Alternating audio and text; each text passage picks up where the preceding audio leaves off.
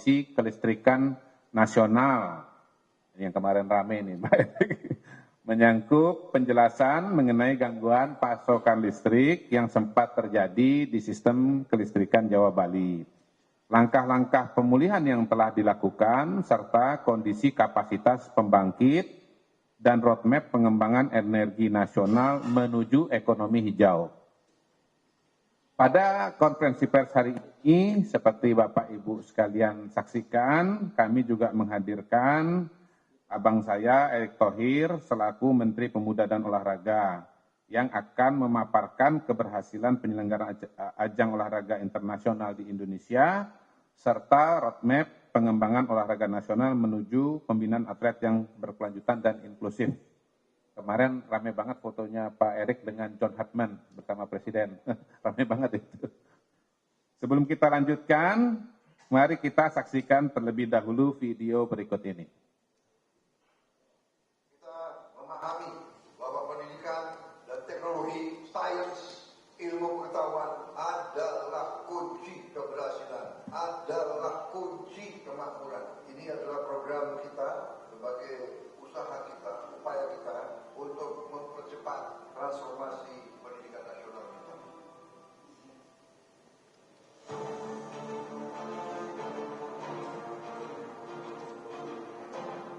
Digitalisasi ini adalah upaya kita untuk lompat. Ini salah satu cara untuk lompat dan mempercepat.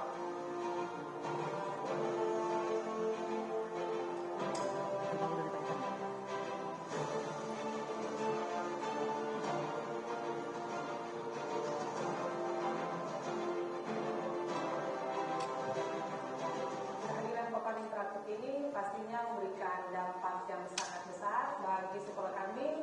Dengan fitur-fitur yang ada, sangat membantu guru dalam menyampaikan pembelajaran ke anak-anak. Termasuk yang 3T di tempat yang paling terpencil, yang paling terluar, dan di daerah yang paling tertinggal. Kita kirim ke situ. Semua sekolah akan mendapat kesempatan yang sama.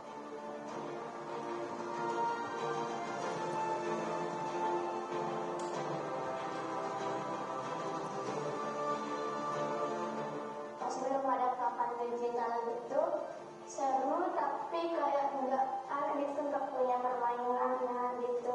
Dan punya papan digital bisa main sambil belajar dengan pokoknya seru banget.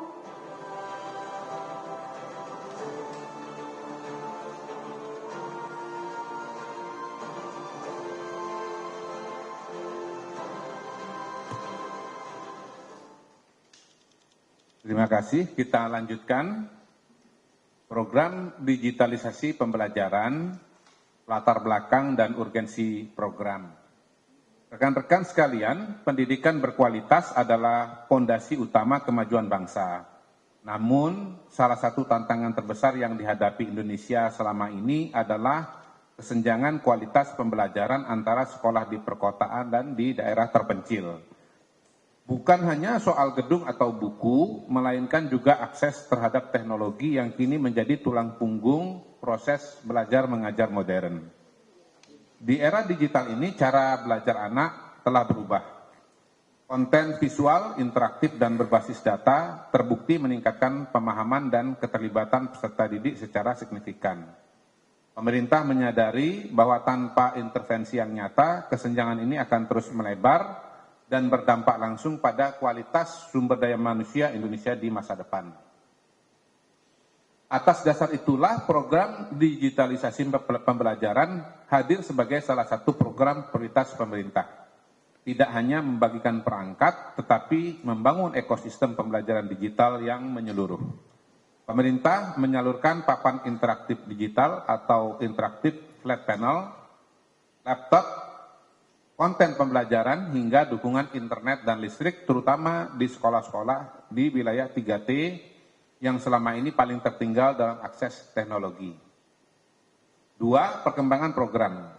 Rekan-rekan media, program digitalisasi pembelajaran terus menunjukkan kemajuan signifikan selama 2 tahun pemerintahan Presiden Prabowo Subianto. Program ini telah bergerak dari tahap penyediaan perangkat menuju pemanfaatan teknologi secara nyata dalam proses pembelajaran. Berdasarkan data Kemendikdasmen per 29 Juni 2026, program ini telah menjangkau ratusan ribu satuan pendidikan di seluruh Indonesia.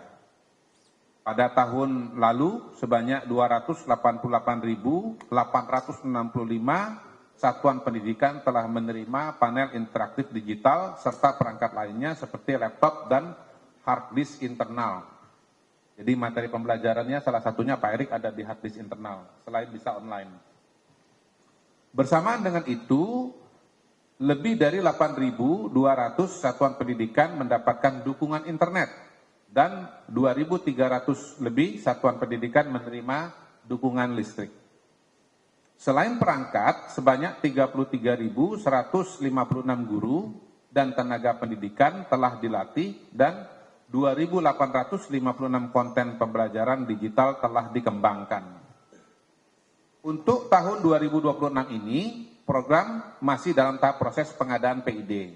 Kegiatan pendukung yang telah berjalan mencakup pendampingan sekolah serta penyusunan konten pembelajaran digital guna mengoptimalkan pemanfaatan perangkat yang telah diterima dan menyiapkan ekosistem pemanfaatan PID untuk tahun ini. Adapun dampak penggunaan PID di kelas sudah sangat terasa. Berdasarkan hasil evaluasi dari Kemendikdasmen, pemanfaatan perangkat digitalisasi pembelajaran yang telah dilaksanakan pada Februari hingga Maret 2026 yang melibatkan lebih dari 241.000 siswa, 182.000 lebih tenaga pendidik, dan 88.000 lebih kepala sekolah sebagai responden, hasilnya menunjukkan perubahan yang nyata. Perubahannya sebagai berikut. Teman-teman, sebanyak 99,5% siswa menyatakan bahwa pembelajaran menggunakan PID jauh lebih menarik. Dari sisi pemahaman materi, 98% siswa mengaku memahami materi yang diajarkan dengan rincian lebih mendetail. 50,4% murid merasa paham dan 42,6% merasa sangat paham.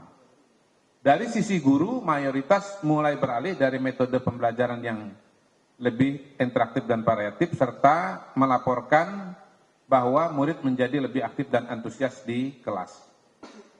3. Digitalisasi pembelajaran di wilayah khusus 3T. Rekan-rekan sekalian, pemerintah memberikan perhatian khusus agar manfaat digitalisasi pembelajaran tidak hanya tapi juga menjangkau daerah tertinggal, terdepan, dan terluar. Berdasarkan data Kemendikdasmen per 29 Juni 2026, program digitalisasi pembelajaran di daerah 3T pada tahun 2025 telah menjangkau lebih dari 13.800 sekolah, mencakup 1.100 sekian sekolah PAUD, 8.422 SD, 2.727 SMP, 955 SMA, 485 SMK, 57 SLB, dan 66 sanggar kegiatan belajar atau pusat kegiatan belajar masyarakat. Wilayah penerima tersebar di sejumlah provinsi, antara lain Maluku, Maluku Utara, NTB, NTT, Papua, dan seluruh provinsi pemekaran Papua, Sulawesi Tengah, Sumatera Selatan, Sumatera Utara, dan Lampung. Mengingat kondisi khas wilayah 3T, bantuan yang diberikan tidak terbatas pada PID. Bantuan yang diberikan juga termasuk dukungan listrik bagi 49 sekolah SMP senilai 145,5 juta rupiah dengan penambahan daya minimal 2.200 volt ampere per satuan pendidikan. Layanan internet bagi 4.316 sekolah berbagai jenjang senilai 44,6 miliar rupiah, serta laptop dan hard disk dengan total 30.285 unit untuk sekolah berbagai jenjang senilai 202,8 miliar rupiah. Meski demikian, kami menyadari bahwa kesetaraan dengan wilayah perkotaan belum sepenuhnya tercapai. Tantangan utama masih berkisar pada ketersediaan dan kecukupan daya listrik, konektivitas internet, aksesibilitas geografis, dan kesiapan SDM guru. Karena itu, arah digitalisasi pembelajaran pada tahun 2026 tidak hanya menambah jumlah perangkat PID, tapi juga memperkuat infrastruktur listrik dan internet, meningkatkan pelatihan guru, mengembangkan konten digital, mengintegrasikan platform rumah pendidikan dan learning management system, serta memperkuat pendampingan pemanfaatan perangkat langsung di sekolah. 4. Koneksi internet dan penggunaan platform pembelajaran digital. Dalam hal konektivitas internet, untuk dukungan program digitalisasi pembelajaran pada tahun 2025 tercatat sebanyak 8.265 sekolah menjadi penerima akses internet. Dalam perencanaan 2026 ini, sebanyak 16.557 satuan pendidikan menjadi target pemenuhan akses internet. Secara nasional, 77% satuan pendidikan di Indonesia saat ini telah memiliki akses internet. Sementara 23% lainnya masih belum terjangkau dan menjadi fokus perhatian ke depan. Sementara itu, untuk penggunaan platform pembelajaran digital, indikatornya dapat dilihat dari pemanfaatan ekosistem rumah pendidikan, yakni platform terpadu yang dikembangkan Kementerian Dikdasmen untuk mengintegrasikan berbagai layanan pendidikan digital dalam satu ekosistem rumah pendidikan. Ekosistem rumah pendidikan merupakan platform digital terintegrasi yang dikembangkan Kementerian Dikdasmen sebagai bagian dari pelaksanaan Inpres nomor 7 2025 tentang percepatan digitalisasi pembelajaran dan penguatan layanan pendidikan berkualitas. Melalui integrasi berbagai layanan pendidikan digital termasuk bergabungnya ruang GTK ke dalam rumah pendidikan sejak Juni 2026, platform ini dirancang untuk menghadirkan layanan pendidikan yang lebih mudah diakses, terpadu, dan efisien bagi seluruh pemangku kepentingan pendidikan. Fitur Ruang Murid merupakan layanan pembelajaran digital yang menyediakan berbagai sumber belajar, asesmen, dan pengembangan karakter untuk mendukung pembelajaran yang lebih interaktif dan menyenangkan. Hingga saat ini, Ruang Murid mencatat 1,3 juta pengguna aktif bulanan. Bagian dari ekosistem rumah pendidikan tadi, Pak Erik. Ada Ruang Murid, ada Ruang Guru, ya, Ruang GTK. Atau Ruang Guru merupakan platform pengembangan kompetensi dan layanan bagi guru serta tenaga kependidikan, termasuk pelatihan mandiri, pengelolaan kinerja, dan pengembangan profesional. Semenjak Mei 2026, Ruang Guru telah mencatat lebih dari 3 juta kunjungan dan mulai Juni 2026 secara bertahap terintegrasi ke dalam ekosistem rumah pendidikan. Ruang Sekolah merupakan layanan digital yang mendukung pengelolaan satuan pendidikan berbasis data, termasuk melalui rapor pendidikan sebagai instrumen evaluasi dan peningkatan mutu pendidikan. Apakah raportnya sekarang digital ya? Saya ingat dulu punya raport fisik, Pak. Pernah suatu ketika ruang kelas kita kemalingan. Jadi raport saya kelas 1, kelas 2 itu bolong, hilang datanya. Cerita masa lalu waktu masih SD. Hingga saat ini lebih dari 280.000 sekolah di seluruh Indonesia telah memanfaatkan ruang sekolah atau rapor pendidikan untuk mendukung pengambilan keputusan dan perbaikan kualitas pembelajaran. Kelima, anggaran program digitalisasi pembelajaran. Rekan-rekan media, untuk tahun 2026, anggaran yang telah tersedia pada DIPA, Dikdasmen, sebesar 105,54 miliar rupiah yang difokuskan untuk pendampingan atau bimbingan teknis digitalisasi pembelajaran bagi guru serta pembuatan konten pembelajaran. Realisasi anggaran hingga hari ini sebesar 56,4 miliar atau 53%. Sesuai arahan Bapak Presiden, rencananya akan ada penambahan PID lagi, Pak Erik, sebesar 3 unit persatuan pendidikan untuk seluruh wilayah pendidikan Indonesia tahun ini. Maka perlu diajukan usulan anggaran belanja tambahan untuk penyediaan PID tahun 2026 kepada 268.393 satuan pendidikan. Namun, penyediaan melalui ABT ini masih dalam proses persetujuan, sehingga serapan pengadaan PID tahun 2026 akan dilaporkan di kesempatan yang akan datang. 6. Supaya real dan konkret, kita sampaikan testimoni dari siswa dan guru. Manfaat papan interaktif digital dirasakan langsung oleh Naisifa Ayera Yustika Putri. Agak susah nama anak-anak sekarang ya. Kalau dulu agak gampang.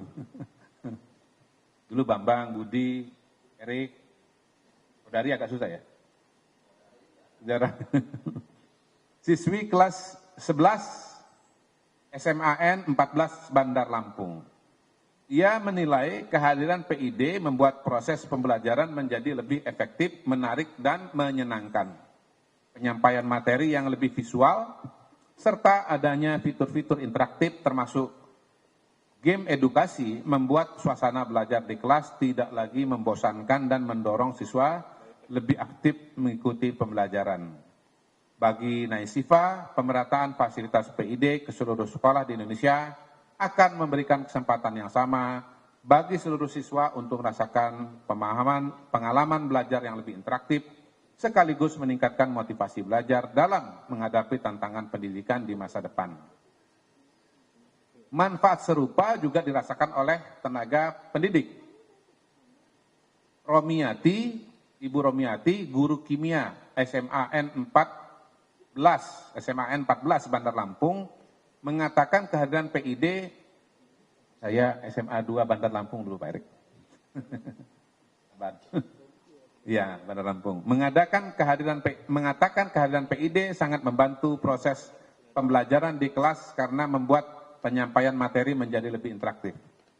Menurut Romiati, penggunaan PID membuat metode pembelajaran menjadi lebih beragam, di mana guru dapat menulis di papan tulis digital, memutar video edukasi, sekaligus membuka materi presentasi dalam satu waktu. Integrasi teknologi pendidikan juga diperkuat melalui optimalisasi akun belajar .id yang dimiliki para pendidik. Melalui akun tersebut, guru dapat menyimpan materi pembelajaran di Google Drive dengan kapasitas penyimpanan yang besar, serta mengakses berbagai layanan digital pemerintah, seperti fitur rumah pendidikan yang tadi sudah dijelaskan, menyediakan ruang guru, ruang murid, hingga media pembelajaran interaktif secara gratis. Demikian laporan mengenai digitalisasi pembelajaran. Sebelum kita lanjutkan ke topik berikutnya, kita saksikan terlebih dahulu video berikut ini.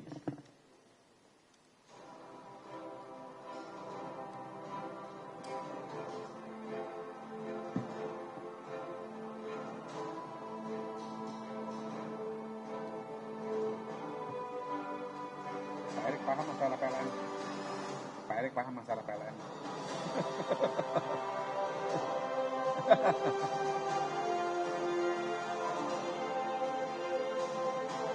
Ya PLN kan itu aja kan ujungnya kan, gitu-gitu aja terus.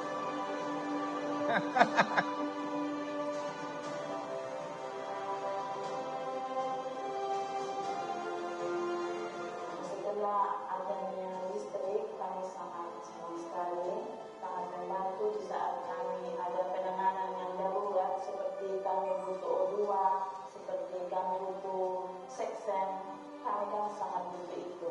Dengan adanya ini listrik, kami sangat-sangat senang. Sekarang kami bersyukur karena mandi pun sudah ada pompa air, listrik, dan kalau anak-anak belajar, ada lampu, kami berterima kasih karena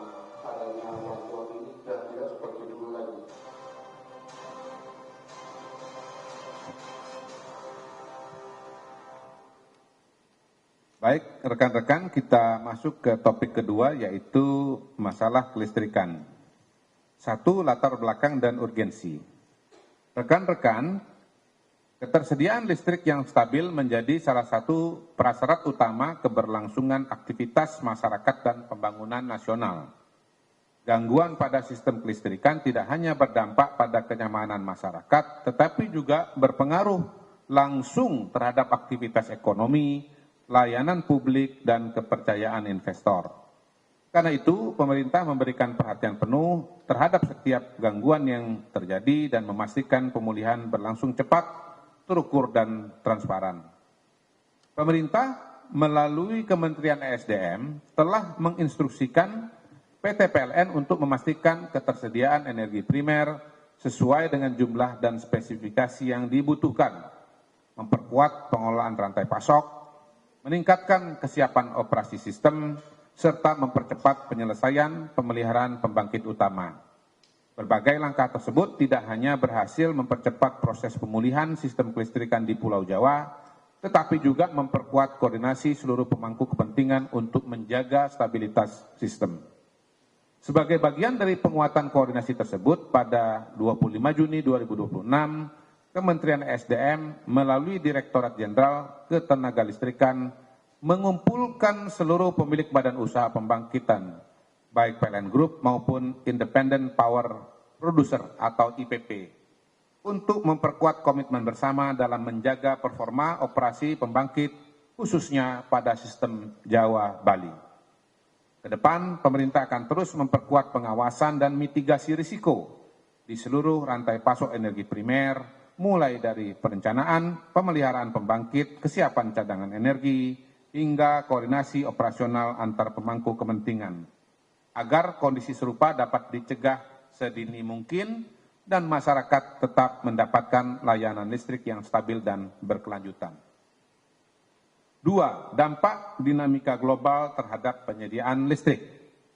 Pemerintah terus memantau dampak dinamika ekonomi global, termasuk fluktuasi harga energi dan nilai tukar rupiah terhadap sektor ketenagalistrikan.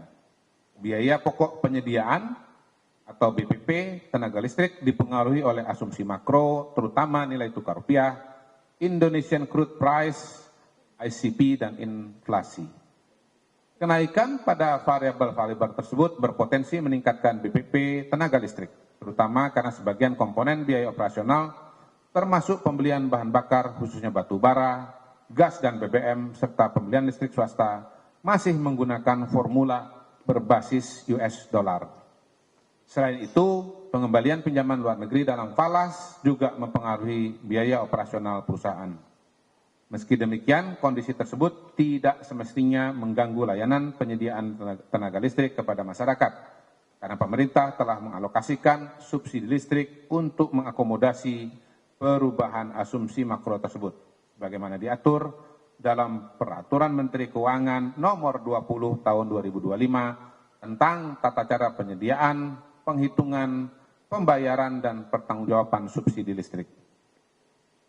Untuk mengantisipasi dampak tersebut, pemerintah bersama PLN terus melakukan berbagai langkah mitigasi, antara lain melalui penguatan efisiensi operasional, pengelolaan risiko nilai tukar atau hedging terhadap kurs, agar kebutuhan arus kas lebih terukur, optimalisasi pemanfaatan energi primer domestik, serta diversifikasi bauran energi.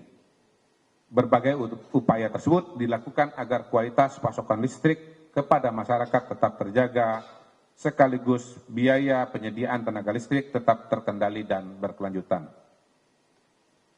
3. Target dan perkembangan pemulihan pasokan listrik. Sejak 21 Juni 2026 tidak terjadi lagi pemadaman akibat kekurangan daya. Pada 21 Juni 2026, daya mampu pasok tercatat sebesar 28.625 megawatt, lebih tinggi dari beban puncak sebesar 27.929 megawatt. Dengan cadangan operasi 695 megawatt atau berstatus siaga. Selanjutnya pada 25 Juni 2026, neraca daya sistem Jawa, Madura, Bali kembali berstatus normal dengan mampu pasok sebesar 34.695 MW, beban puncaknya 33.628 MW, dan cadangan operasi sebesar 1.067 MW. Hal ini sejalan dengan kondisi yang dilaporkan PLN di mana per Sabtu 20 Juni 2026 pukul 21.30 WIB, seluruh pelanggan di wilayah Pulau Jawa telah kembali memperoleh layanan listrik secara normal.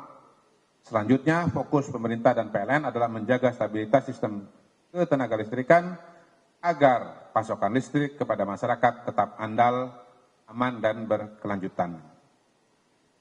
Bagian 4, kapasitas pembangkit, komposisi energi, dan roadmap energi baru terbarukan atau EBT. Secara umum, kapasitas pembangkit nasional masih memadai untuk memenuhi kebutuhan listrik masyarakat. Berdasarkan data Kementerian SDM, sampai dengan April 2026, kapasitas terpasang pembangkit listrik nasional mencapai sekitar 108 gigawatt. Terdiri dari pembangkit milik PT PLN dan IPP sebesar 79,05 gigawatt, pemegang wilayah usaha selain PLN sebesar 5,53 gigawatt, serta pembangkit untuk kepentingan sendiri atau captive power milik sektor industri sebesar 23,27 gigawatt. Pada sistem penyediaan tenaga listrik PLN termasuk IPP, kapasitas pembangkit terdiri dari pertama batu bara 43,6 gigawatt, 2 gas 21,53 gigawatt, 3 BBM 3,95 megawatt, dan 4 energi baru terbarukan 9,97 gigawatt. Sampai akhir Mei 2026, Bapak Ibu sekalian, bauran pembangkit EBT PLN telah mencapai 13,8%. Lebih tinggi dari target APBN 2026 sebesar 13,57%. Ke depan, melalui rencana usaha penyediaan tenaga listrik atau RUPTL PT PLN 2025-2034, direncanakan penambahan kapasitas pembangkit baru hingga 69,5 gigawatt dengan komposisi didominasi EBT sebesar 42,6 gigawatt atau 61%. Didukung sistem penyimpanan energi sebesar 10,3 gigawatt atau 15% berupa baterai dan PLTA pump storage serta pembangkit fosil sebesar 16,6 gigawatt atau 24% yang didominasi pembangkit gas untuk menjaga fleksibilitas dan keandalan sistem. Sejalan dengan upaya diversifikasi energi dan pengurangan ketergantungan terhadap bahan bakar fosil, pemerintah mulai 1 Juli 2026 ini memberlakukan implementasi biodiesel B50, yakni campuran bahan bakar minyak jenis solar dengan minyak sawit sebesar 50%. Kebijakan ini tertuang dalam keputusan Menteri SDM nomor 257.K/EK/MEM.E/2026 tentang kewajiban pencampuran bahan bakar nabati jenis biodiesel dengan bahan bakar minyak berupa minyak solar sebesar 50% dalam kerangka pembiayaan oleh Badan Pengelola Dana Perkebunan yang ditandatangani oleh Menteri SDM Bahlil Lahadalia pada 17 Juni 2026 di Jakarta. Ini info kepada kawan-kawan media. Adapun peluncuran resminya akan dilakukan langsung oleh Presiden Prabowo Subianto pada 1-2 pekan ke depan. Ya. Kalau tidak salah rencananya tanggal 9. Nanti bisa dikonfirmasi ulang. Arah pengembangan tersebut menjadi bagian dari roadmap transisi energi untuk meningkatkan bauran EBT, memperkuat fleksibilitas sistem tenaga listrik, mengurangi ketergantungan terhadap energi fosil secara bertahap, mendukung ekonomi hijau dan mencapai target net zero emission sesuai kebijakan pemerintah. 5. Rasio elektrifikasi nasional. Rasio elektrifikasi nasional terus meningkat berdasarkan data resmi PLN per 29 Juni 2026, sejak akhir 2024 sebanyak 1,94 juta rumah tangga telah mendapatkan akses listrik. Hingga triwulan 1 2026 ini, rasio elektrifikasi nasional telah mencapai 99,83%, sedangkan akses listrik PLN secara khusus mencapai 98,56%. Untuk memperluas akses listrik, pemerintah telah menetapkan keputusan Menteri SDM nomor 316.K/TL.MEM.L/2025 tentang peta jalan program listrik perdesaan dan bantuan pasang listrik tahun 2025-2029. Roadmap tersebut diarahkan untuk melistriki seluruh lokasi yang belum mendapatkan akses listrik PLN, sekaligus memberikan bantuan pasang listrik baru kepada rumah tangga tidak mampu setelah jaringannya tersedia. Sesuai Perpres nomor 117 tahun 2025 tentang rencana kerja pemerintah tahun 2026, target rasio elektrifikasi pada tahun 2029 adalah mendekati 100%.